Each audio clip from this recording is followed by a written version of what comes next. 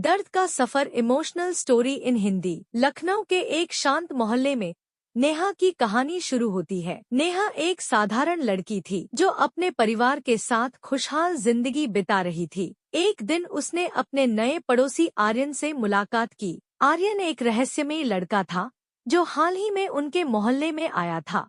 उसकी आंखों में एक अनकहा दर्द छुपा था जिसने नेहा को उसकी ओर खींचा। नेहा और आर्यन के बीच जल्दी ही दोस्ती होने लगी। आर्यन अक्सर नेहा को अपनी किताबों के बारे में बताता और नेहा को उसकी बातों में गहरी रुचि हो गई। धीरे धीरे आर्यन ने नेहा को अपनी जिंदगी की दुखभरी कहानी सुनाई। उसने बताया कि कैसे उसने बचपन में अपने माता पिता को खो दिया था और अब वह अकेला था। इस इमोशनल स्टोरी इन हिंदी ने नेहा के दिल को छू लिया। आर्यन की कहानी सुनकर नेहा ने उसे अपने परिवार का हिस्सा बना लिया। उसने आर्यन के दर्द को बांटने का फैसला किया। नेहा की माँ भी आर्यन को अपना बेटा मानने लगी और उसके लिए घर में एक खास जगह बना दी। यह इमोशनल स्टोरी इन हिंदी ने दोनों के जीवन में नया मोड़ लाया। समय के साथ नेहा और आर्यन के बीच का रिश्ता गहरा होता गया। दोनों ने एक दूसरे के साथ अपने सुख दुख साझा किए।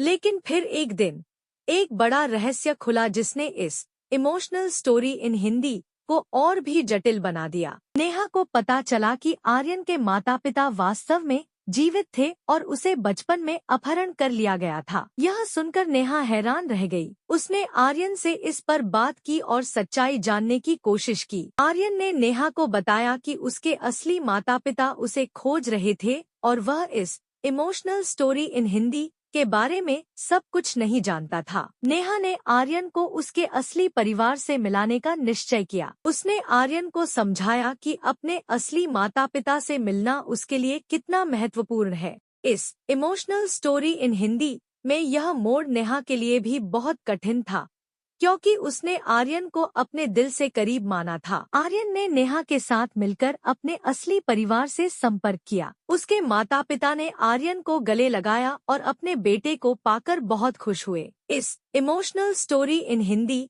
ने आर्यन को उसकी खोई हुई पहचान वापस दिलाई।